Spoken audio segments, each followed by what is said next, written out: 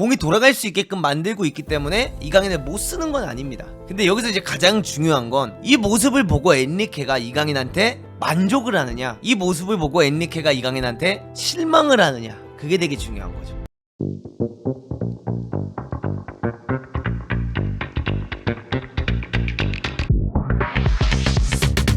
자, 오늘은 조금 평상시 후토크보다는 할 말을 좀 해야겠습니다, 여러분들.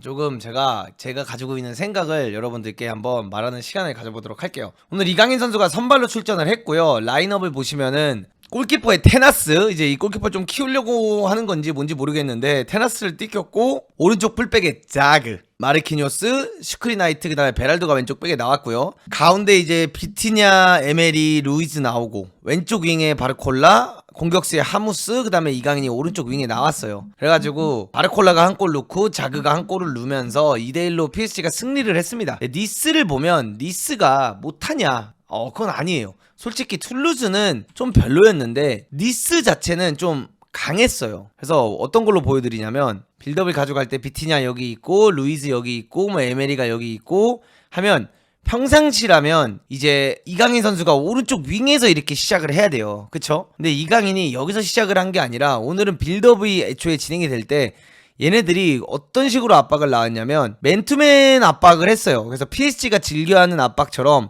약간 윗선에서 그냥 다 애들을 맨투맨으로 묶어서 조지자, 이런 식으로 니스가 오늘 약간 압박을 쳤거든요.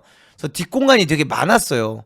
근데 이러다 보니까 이강인이 여기 있던 게 아니라 오늘은 경기 때 계속 투톱 느낌으로 올라가 있던 느낌이 나왔고, 이강인이 이런 데 가 있으면 하무스가 여기 있을 때도 있지만 하무스가 오히려 사이드로 벌리는 움직임을 가져가는 경우도 꽤 있었어요. 그래가지고 거의 맨투맨으로 다 묶어가지고 축구를 진행을 했는데, 이강인이 여기서 이렇게 공을 받으러 옵니다. 그러면 어떻게 됩니까? 패스가 슈크리나이트한테 이어지거나 패스가 마르키노스한테 이어지면 이강인이 공을 받으러 이렇게 와. 그럼 주로 센터백이 이걸 안 따라오는데, 오늘은 단테가 여기까지 따라왔어요. 그래서 단테가 아예 알타마리 시절 우리가 요르단 경기 때 봤던 것처럼 그냥 맨투맨을 당했습니다. 근데 이강인만 맨투맨을 당했냐? 그건 또 아니죠. 다른 선수들도 다 맨투맨을 당하긴 했는데, 조금 아쉬웠던 게, 이게 단테가 여기서 이렇게까지 끌려오면, 아까 어떤 장면이 있었냐면 얘네가 이제 압박을 이렇게 친 상태였고 이강인이 여기까지 이렇게 내려오면서 단테가 끌려왔어. 그래가지고 여기서 에메리가 자기 맨투를 여기서 놓치고 이렇게 움직였단 말이야. 그 다음에 자그가 이렇게 벌려있었고, 그럼 여기서 이 패스가 에메리한테 들어가고 이게 압박이 쳐지면 이강인이 이렇게 나오면서 공을 받고 자그가 뛴다던가 하무스가 뛰는 걸 보고 이강인이 넣어주는 장면들이 나와야 되는데, 여기서 이 역할을 일단 에메리가 너무 못해요. 솔직히 말하면. 그래서 이강인이 공을 못 받은 것도 꽤 있었고, 그리고 두 번째는 상대가 이제 안 나오는 경우의 수인데, 지금 상대가 안 나오고 예를 들어 뭐 4-4-2로 서 있거나 4-3-3으로 서 있다고 칩시다. 그럼 요렇게 서 있는 장면이 나오면 마르키뇨스랑 슈크리나이트가 올라오면서 베랄도 살짝 벌리고 자그가 벌려 있잖아요, 여기까지. 그러면 여기 이제 이강인이 요 자리에 서 있고 하무스가 이렇게 서 있단 말이야. 그럼 에멜이랑 비티냐랑 파비안 루이스가 여기 이렇게 서 있어요. 그럼 상대들이 이거를 굉장히 이렇게 좁혀 놓을 거 아니야.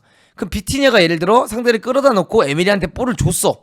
그럼 에메리가 이거를 터치를 딱 한 번 한 다음에 상대가 이걸 좁히기 전에 두 번째 이 패스가 들어가야 여기서 이강인이 하프턴을 하면서 본인의 장점을 살린단 말이죠. 그러면서 하무스가 뛰는 걸 보고 넣어줄 수도 있고, 자그가 뛰는 거 보고 넣어줄 수도 있고, 바르콜라가 침 터는 거 보고 여기서 이강인이 스루 패스를 넣을 수가 있는데, 여기서 이 볼이 안 들어왔어 오늘. 여기서 이 각이 나왔을 때 에메리가 뭐하냐, 하나 둘 셋 터치를 많이 하고 결국 자그한테도 못 주는 상황이 되고, 이강인은 묶였으니까 또 어떻게 해요? 여길로 이렇게 나와요. 그럼 여길로 나오면 이때는 상대가 이제 밀고 나오는 장면이니까, 그럼 이강인한테 들어오면 이강인은 이거를 뒤로 쳐서 결국에 마르키노스를 줄 수밖에 없는 거야. 그러니까 이 수비형이나 이 한 칸 아래서 뛰는 선수들의 고급진 패스가 안 나오니까 공미로서 할 수 있는 게 없어지고, 공미로서 할 수 있는 게 없어지다 보니까 요 공간으로 이렇게 나와야 되는데, 그럼 이강인이 이렇게 나왔다 하면 자그가 알아서 이렇게 안으로 들어가 줘야 이 패스가 또 어떻게 되냐, 이 혼동이 일어났을 때 자그한테 들어가고 자그가 이거를 들어오는 이강인을 보면서 넣어줘야 이강인이 여기서 플레이를 가져간다는 거죠.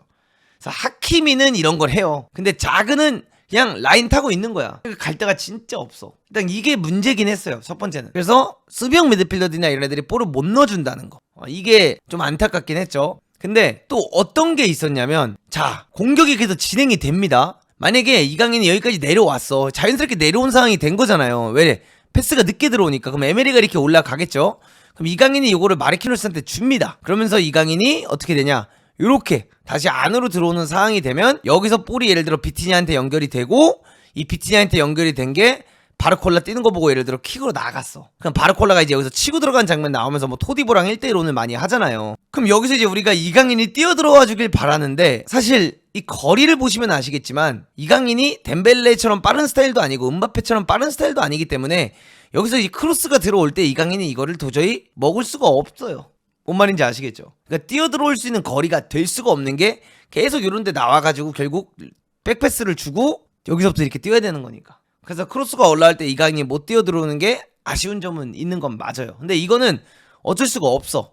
근데 여기서 이제 제가 진짜 하고 싶은 말은 뭐냐면, 오늘 경기를 보면 음바페가 있었나요? 없었죠. 덴벨레가 있었나요? 없었어요. 그러면 이강인이 오른쪽 윙으로 나왔든 공미로 나왔든 바르콜라냐 이강인이냐라고 하면 이강인이 여기서 본인이 자기 맘대로 할 수는 있어야 돼. 그건 좀 아쉬워. 결국 그 패스가 잘 안 들어왔어. 알아. 그리고 에메리가, 비티냐가, 파비안 루이스가 그 패스를 못 넣어줘. 그것도 맞아. 근데 그럼에도 불구하고 이강인이 어쨌든 오른쪽 윙 혹은 공미기 때문에 조금 더 공격적인 모습을 보여주기는 해야 돼. 근데 이게 이제 어디서부터 오는 거냐, 이번 시즌 이강인을 엔리케가 어떻게 활용을 했냐, 윤활유로 활용을 했어요. 그쵸? 이 팀이 잘 돌아갈 수 있게끔 기름칠하는 역할로 이강인을 썼어. 근데 이런 경기 때는 본인이 기름칠을 하면 안 돼. 이런 경기 때는 본인이 본인 걸 더 보여줘야 돼. 지난 마지막 리그왕 우승할 때 오른쪽 윙에 떴을 때의 모습, 그 다음에 지난주 경기 툴루즈랑 할 때 후반전에 이강인이 그냥 좀 자기 멋대로 해가지고 했던 그런 모습, 그런 모습이 좀 더 나와야 되는 거죠. 그런 게 좀 아쉬워. 근데 또 두 가지로 봐야 됩니다. 이걸 지도자 입장에서 보잖아요. 엔리케가 또 어떻게 바라보느냐가 되게 중요한 거야. 이게 이강인의 B클럽 첫 시즌이에요, 여러분들. 근데 엔리케가 이강인이 저렇게 뛰어도 계속 선발로 내보낸다. 물론 교체 가수 시킬 수는 있어. 근데 계속 이강인을 저렇게 뛰더라도 계속 선발로 내보낸다 하면 저렇게 뛰어도 돼요. 이게 이제 이강인이 짚고 넘어가야 될 부분이야. 다음 시즌이 됐는데 이강인을 계속 뛸게요, 전반전에. 그러니까 선발로 계속 내보내는 거야, 이강인을. 근데 이강인이 계속 저 역할만 해. 근데 계속 선발로 나온다라고 하면 이렇게 뛰는 게 맞아. 근데 내년에 선발로 만약에 안 나온다는 가정한데 이렇게 뛰면 절대 안 되는 거예요. 어떤 느낌인지 아시겠나요? 근데 이게 엔리케의 잘못이냐? 그건 아니에요. 엔리케가 이강인을 못 쓰는 거냐? 그건 아니에요. 이 팀에서 저 역할을 해줄 수 있는 선수가 많이 없어요, 여러분들. 그러니까 우리가 마요르카의 모습에 이강인을 기억하지만 PSG 스쿼드 안에서 비티냐가 저 자리에 들어가서 저 윤활유 역할을 할 수 있는 선수는 아니에요. 혹은 파비앙이 저 자리에 들어가서 저 역할을 해줄 수 있는 선수는 아니에요. 아센시오가 저 자리에 들어와서 두세 경기를 막 뛰지만, 아센시오가 저 자리에 들어간다고 해서 단테가 주기로 들어오는데 그거를 버티면서 소유해서 다른 애들이 또 플레이를 가져갈 수 있게끔 만들 수 있는 능력이 없어요. 근데 이강인은 그걸 할 줄 알아. 그래서 이게 되게 어려운 부분이에요. 엔리케가 이강인을 잘 못 쓴다는 전 절대 아니라고 생각을 합니다. 엔리케는 이강인을 못 쓰고 있지 않아요. 이강인의 장점을 잘 쓰고 있는 거긴 해. 볼 소유, 볼을 잘 안 뺏기는 선수를 그 자리에, 어려운 자리에 띠끼면서 공이 돌아갈 수 있게끔 만들고 있기 때문에 이강인을 못 쓰는 건 아닙니다. 근데 여기서 이제 가장 중요한 건 이 모습을 보고 엔리케가 이강인한테 만족을 하느냐, 이 모습을 보고 엔리케가 이강인한테 실망을 하느냐, 그게 되게 중요한 거죠. 이게 이제 중요한 포인트야. 그래서 이 부분을 이강인이 엔리케랑 시즌이 끝나고 딥한 토크를 할 필요가 있다는 거지. 본인이 엔리케한테 가서, 감독님, 저는 더 공격적인 선수인데 라리가 때 경기 많이 보셔서 아시겠지만 전 되게 공격적인 선수고 저 오른쪽 윙에 넣어주면 흔들고 제끼고 들어갈 수도 있고, 공미에 넣어서 나한테 볼이 들어오면 나도 되게 턴오버가 되든 한이 있더라도 저도 그냥 맘대로 돌아서 가지고 공격을 하게 한다라고 하면 전 진짜 더 좋은 모습을 보여줄 수 있다. 근데 감독님이 나한테 이런 역할만 소화해도 선발로 계속 기회를 주신다, 혹은 제가 이렇게 뛰는 거에 만족을 하신다면 전 이렇게 뛰겠다. 이 토크가 필요하다는 거죠. 우리가 당연히 이강인한테 보고 싶은 모습은 이강인이 더 화려하게 흔들어 제끼는 걸 수 있겠지만, 축구라는 게 그게 다는 아니거든요. 축구라는 게 무조건 흔들어 제껴야지만 잘하는 선수가 되는 건 아니란 말이죠. 그래서 그거를 확실한 토크를 해야 된다는 거죠. 확실하게. 저는 그게 제일 중요한 관건이 될 것 같아요. 그래서 지금 에이전트다, 뭐 이강인 선수와 친하다라고 하면 야 강인아 더 공격적으로 해. 야 난 너가 더 이렇게 했으면 좋겠어. 이게 도움이 되는 말일 수도 있겠지만 도움이 안 되는 말일 수도 있는 거예요. 결국 팀에서 가장 중요한 건 게임을 뛰냐 못 뛰냐인데 어쨌든 이강인 선수가 이번 시즌에 게임을 꽤 뛰었고 근데 다음 시즌에는 은바페랑 카드가 사라지니까 그거에 맞게 또 분명히 엔리케가 프리시즌 때 컨셉을 아예 바꿔 나올 거라고 저는 생각을 합니다. 근데 이 컨셉을 바꿀 때 그 전에 시즌이 끝나고 한 번의 딥한 대화는 필요할 거다. 왜냐?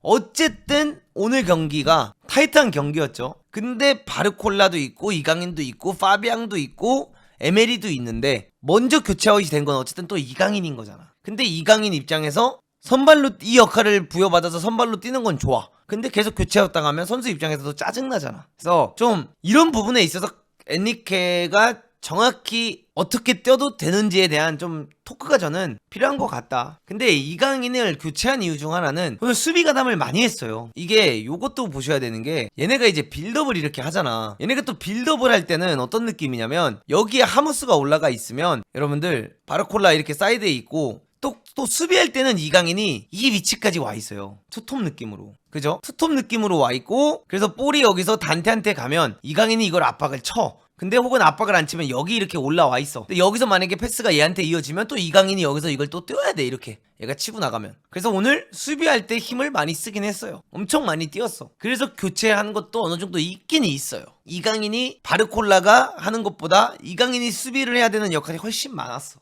그래서 저는 그래요.